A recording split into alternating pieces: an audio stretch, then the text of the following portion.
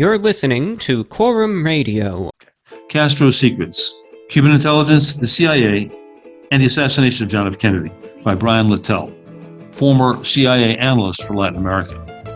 With permission from the author, Fidel Castro had denied that he and the DGI knew anything about Oswald before the assassination. Quote, "We never in our life heard of him," he insisted in a speech about 30 hours after Kennedy's death. For about 48 years, Castro was Cuba's supreme spy master, making every key decision, managing the minutest details of important operations, even hosting friendly meetings with his most outstanding foreign penetration agents. It would therefore have been characteristic for him to have insisted on knowing everything he could about Oswald.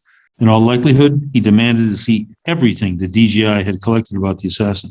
One proof of Fidel's duplicity in a telephone conversation between two Cubans, secretly recorded by the CIA station in Mexico City on the evening of November 22nd, 1963.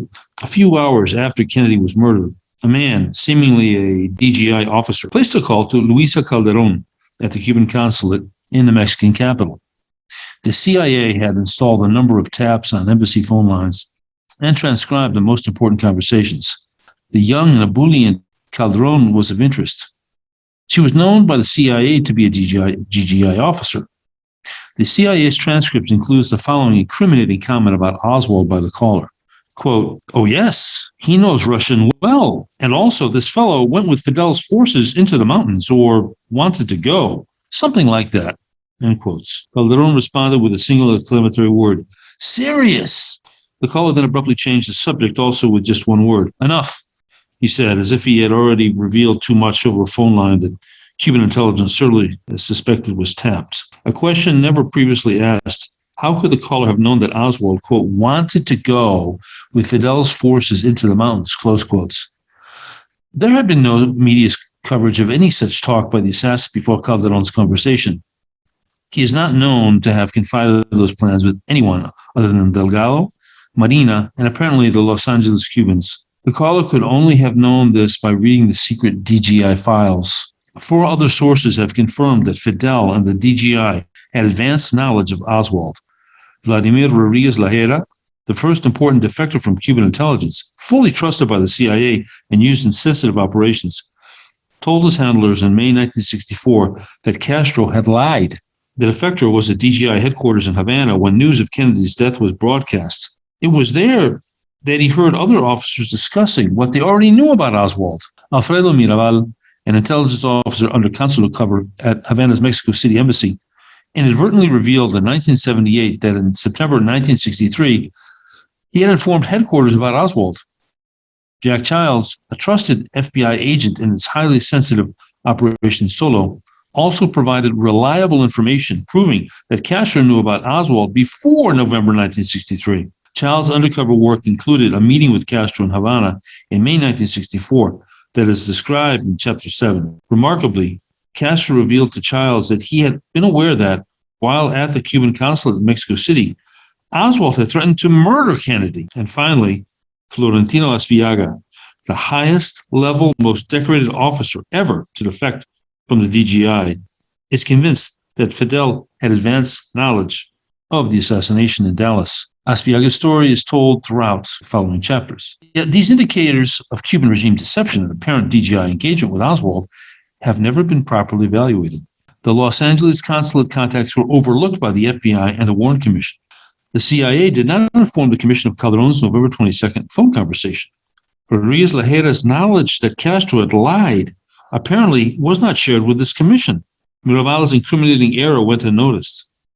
In June 1964, J. Edgar Hoover submitted a report that minimized and distorted the meaning of Operation Solo information acquired from Castro. Aspiaga's story was not publicly revealed until the initial publication of this book. Until Oswald's own death, 2 days after Kennedy's, the allure of Castro's revolution never faded. Yet after leaving the Marine Corps, Oswald decided, impulsively appears, to defect to the Soviet Union rather than to live in Cuba. During his last months at El Toro, he was straddling the two competing impulses.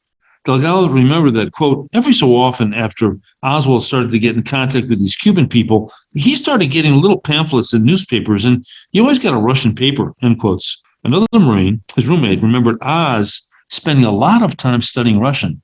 reading Russian language books and becoming better versed in Marxist ideology. Soon to be a civilian, he was considering these two alternatives for starting a new life. Why he chose Moscow will never be known. There is no reliable evidence, for example, that he ever felt an abiding attraction to the Soviet Union similar to what thrilled him about Cuba. Marguerite Oswald, his mother, who knew his quirks and needs better than anyone, understood how easily he might have gone the other direction. She told an FBI agent in 1964 that she was surprised and upset after learning he had, quote, gone to Russia, end quotes. It would not have surprised her at all, she said, if he had instead defected to Cuba. If the Warren Commission had asked Nelson Delgado, he might have said exactly what Marguerite did. She obviously had heard her son speak adoringly of Castro. Back in the United States after the failure of a Soviet sojourn, Oswald was scathing in his criticism of what he had experienced. He convinced himself that Cuban communism was pure and dynamic, more revolutionary in its jousting with Yankee imperialism. Castro appeared to be all things the elderly and plotting Soviet hierarchs were not. They had capitulated to Kennedy in the October 1962 missile crisis, while Castro had stood his ground in refusing to allow inspectors on Cuban soil. Oswald was aware, too, that his hero was fending off predatory American campaigns to oust him from power. In a speech on July 26, Castro enumerated some of the worst offenses of the covert war. He told how the Kennedy administration and the CIA were, quote, mobilizing for new aggressions. They bombed and killed defenseless families, end quotes. The, quote, imperialists and pirates. They committed acts of sabotage, end quotes. It was Kennedy, Castro said, who, quote, fathered and developed aggressions against Cuba. Let the Cuban people and the world know it, end quotes. Oswald by then had persuaded himself that Castro needed his help. The tortured loner, unnaturally enamored of Cuba's revolution, felt a compelling need to help protect the bearded man he worshipped. That spring and summer, living in New Orleans, Cuba was seemingly always on his mind. Marino recalled that, quote, he used to talk to me endlessly about Cuba, end quotes. He read two American Marxist tabloids that regularly ran translations and summaries of Castro's speeches, along with venomous attacks on Kennedy. He listened to Radio Havana propaganda tirades.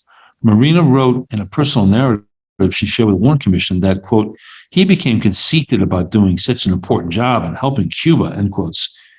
He wanted her to help him hijack a plane to go there. A picture of Castro was hung on the wall where they lived. He began publicly advocating pro-Castro causes, gaining exposure on local radio and television. He tried, with no success, to form a chapter of the Fair Play for Cuba Committee, FPCC, a cheerleading group covertly funded by Cuban intelligence.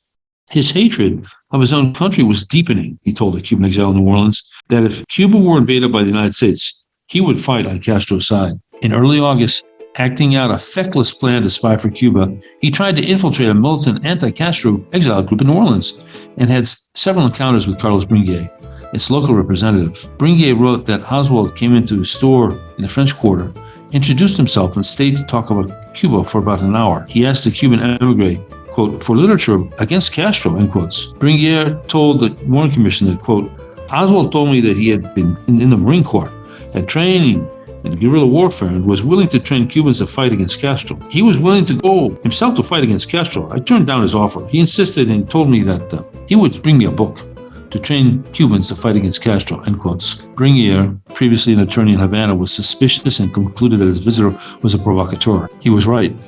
Oswald was trying to gather information about the group's membership and plans that he intended to share with Cuban officials. He had no doubt learned from reports in the New Orleans media about the FBI's seizure a few days earlier of bomb-making materials stored by militant Cuban exiles outside of the city. If he could learn more about such commando operations and their leaders, he was sure he would be more attractive to the Cuban regime as a defector. Hey folks, please subscribe to Quorum Radio and share.